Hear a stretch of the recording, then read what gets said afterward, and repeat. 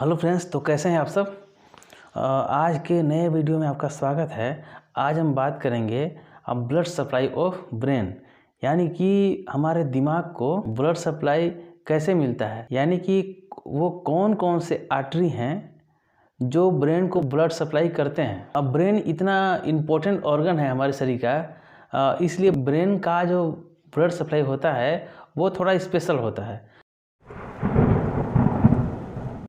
Brain का blood supply किसी एक आर्टरी के ऊपर निर्भर नहीं करता है, वो 2-3 तरीके से उसको ब्लड सप्लाई मिलता है, जिसकी वजह से अगर कोई एक आर्टरी में ब्लॉकेज भी आ जाए तो ब्रेन को ब्लड सप्लाई मिलता रहेगा, वो उसका ब्रेन का ब्लड सप्लाई नहीं रुकेगा, जिसकी वजह से ब्रेन में प्रॉब्लम होने के चांसेस बहुत कम हो जाते हैं।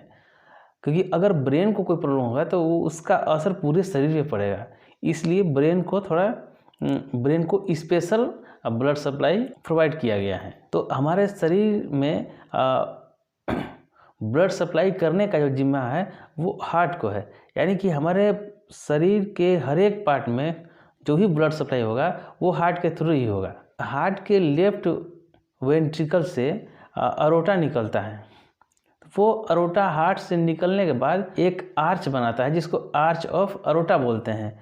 तो आर्च ऑफ अरोटा जो है वो राइट साइड से स्टार्ट होकर के वो लेफ्ट साइड में जाता है। जहाँ पे आर्च बनता है वहाँ से आर्टरी निकलते हैं और ब्रेन को और उसके आसपास के जो स्ट्रक्चर है उसको ब्लड सप्लाई करते हैं। तो यहाँ मेनली ब्रेन के ब्लड सप्लाई के बारे में बात कर रहे हैं, तो चलिए इसको देखते हैं।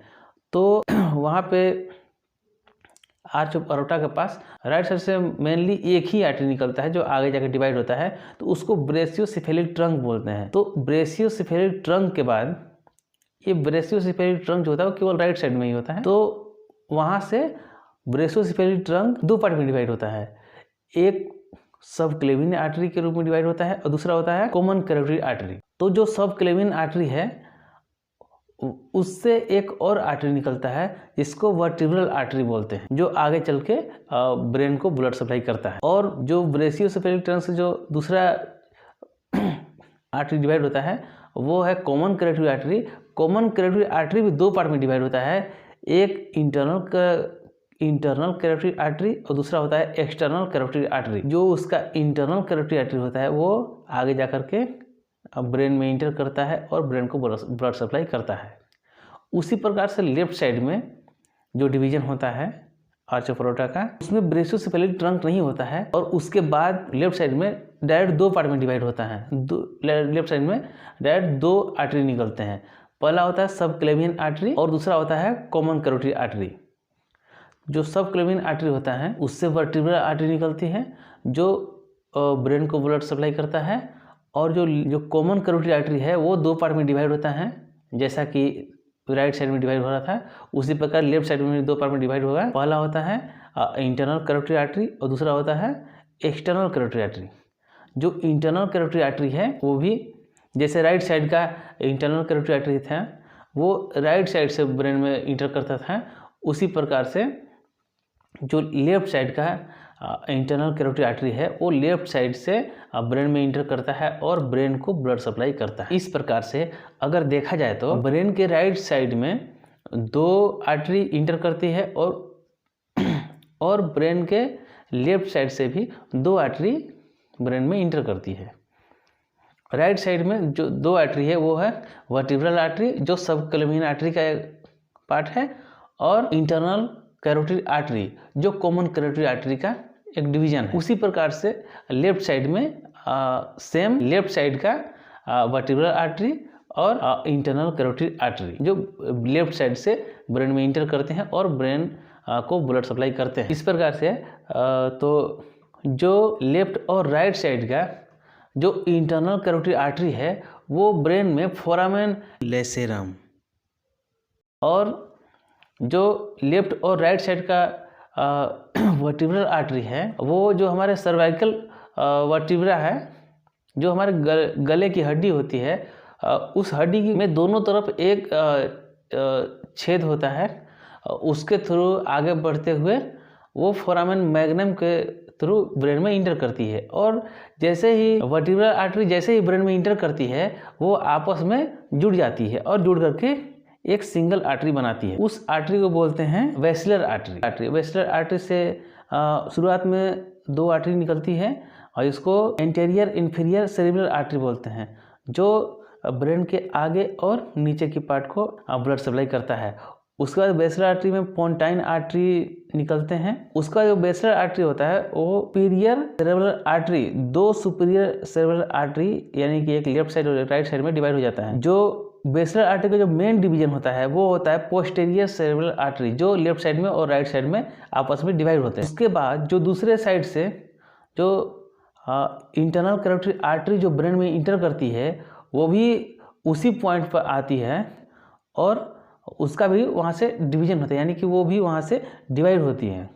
और डिवाइड होने के साथ वो पहले तो पोस्टीरियर कम्युनिकेटिंग आर्टरी में डिवाइड होती है। बेसिलर आर्टरी का जो डिवीजन है पोस्टीरियर सेरेब्रल आर्टरी उससे कनेक्ट होता है। दूसरी तरफ से जो राइट और लेफ्ट साइड से 2 इंटरनल कैरोटिड आर्टरी ब्रेन में इंटर करते हैं वो भी एक ही जगह पर आ जाते हैं, और वो लेफ्ट साइड का जो इंटरनल कैरोटिड आर्टरी है वो लेफ्ट साइड के पोस्टीरियर सेरेब्रल आर्टरी से मिलता है। तो जिस आर्टरी के थ्रू वो मिलता है उसको बोलते हैं पोस्टीरियर कम्युनिकेटिंग आर्टरी, क्योंकि ये पोस्टीरियर सेरेब्रल आर्टरी से पोस्टीरियर सेरेब्रल आर्टरी को इंटरनल कैरोटिड आर्टरी से जोड़ता है, इसलिए इसका नाम है पोस्टीरियर कम्युनिकेटिंग आर्टरी, यानी कि दोनों को कम्युनिकेट करता है।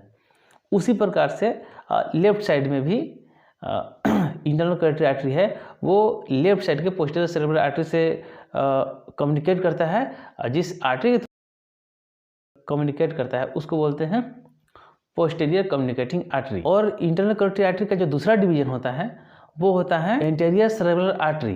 तो जो लेफ्ट साइड का एंटीरियर सेरेब्रल आर्टरी है और जो राइट साइड का एंटीरियर सेरेब्रल आर्टरी है वो भी आपस में मिलते हैं, यानी कि कम्युनिकेट करते हैं।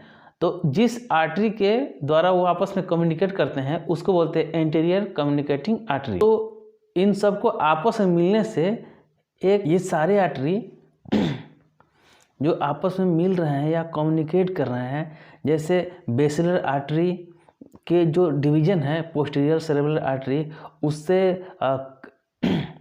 इंटरनल कैरोटिड आर्टरी आपस में कम्युनिकेट कर रहा है। तो इन सबको आपस में कम्युनिकेट करने से एक सर्कल बनता है जिसको सर्कल ऑफ विलेस बोलते हैं, जिसके द्वारा पूरे ब्रेन को ब्लड सप्लाई होता है। इसका एक फायदा है कि अगर कोई एक आर्टरी में ब्लॉकेज आता है तो उसके वजह से ब्रेन को ब्लड सप्लाई कोई प्रॉब्लम नहीं होगा, क्योंकि जितने भी आर्टरी द्वारा ब्रेन को ब्लड सप्लाई हो रहे हैं वो लास्ट में जाके सर्कल ऑफ विलेस में ही ड्रेन हो रहा है। तो इसके वजह से किसी भी आर्टरी के द्वारा अगर ब्लड पहुंच रहा है वहाँ पे तो वो सर्कल ऑफ विलेस में ड्रेन हो रहा है और उसके बाद पूरे ब्रेन को ब्लड सप्लाई हो रहा है। जहाँ पे internal carotid artery circle of Willis बनाता है तो वहीं से एक और डिवीजन निकलता है आर्टरी का, जो मिडिल सेरेब्रल आर्टरी होता है, जो ब्रेन के मिडिल पार्ट को ब्लड सप्लाई करता है। तो फ्रेंड्स यही था ब्लड सप्लाई ऑफ ब्रेन। आशा करता हूँ आप लोगों को समझ में आ गया होगा। अगर वीडियो अच्छा लगता हो तो वीडियो लाइक कीजिए, दोस्तों का शेयर कीजिए, चैनल को सब्सक्राइब कीजिए। Thank you very much. Take care दोस्तों।